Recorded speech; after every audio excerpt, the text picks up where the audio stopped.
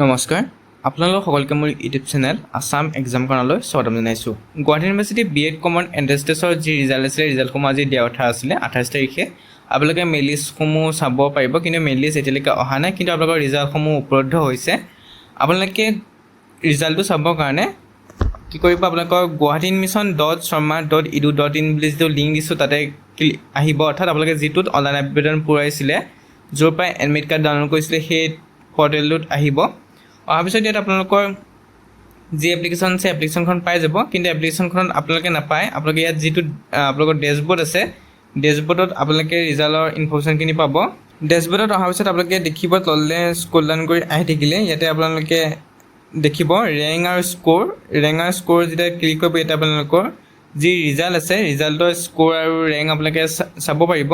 ইয়াতে আপোনালোকে দেখিব আপোনালোকৰ bachelor of education BEd semester allotted category কোনটো কেটেগৰীত আপুনি এলট হৈছে, তাৰপিছত মাৰ্ক অফ 10 সেইটো আপোনালোকে শ্ব' কৰিব, আপোনাৰ ৰেংকটো শ্ব' কৰিব। যদি আপুনি ৰেংক পাইছে কি ৰেংক পাইছে সেইটো শ্ব' কৰিব।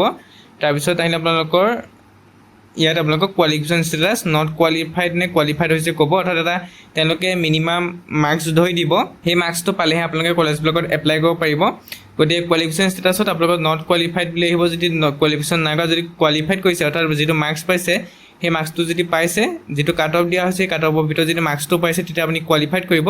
কোৱালিফাইড কৰিলে যিবিলাক কলেজ আছে গুৱাহাটী ইউনিভাৰ্চিটি আণ্ডাৰত থকা সেই কলেজবোৰত আপোনালোকে এপ্লাই কৰিব পাৰিব। আৰু ৰিজাল্ট চাবৰ কাৰণে অৰ্থাৎ যিখন মেইন লিষ্ট আছে মেইন লিষ্ট চাবৰ কাৰণে আপোনালোকে গুৱাহাটী ইউনিভাৰ্চিটি অফিচিয়েল ৱেবছাইটত আহিব।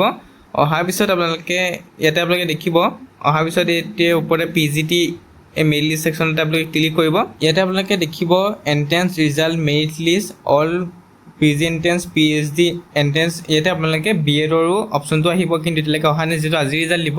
গতিকে গুৱাহাটী ইউনিভাৰ্চিটিত টাইম লাগে, গতিকে ৰাতিৰ ভিতৰত বা কাইলৈ ৰাতিপুৱাৰ ভিতৰত আপোনালোকে BEdৰ যি মেইন লিষ্ট আছে মেইন লিষ্ট ইয়াৰ পৰা ডাউনলোড কৰিব পাৰিব।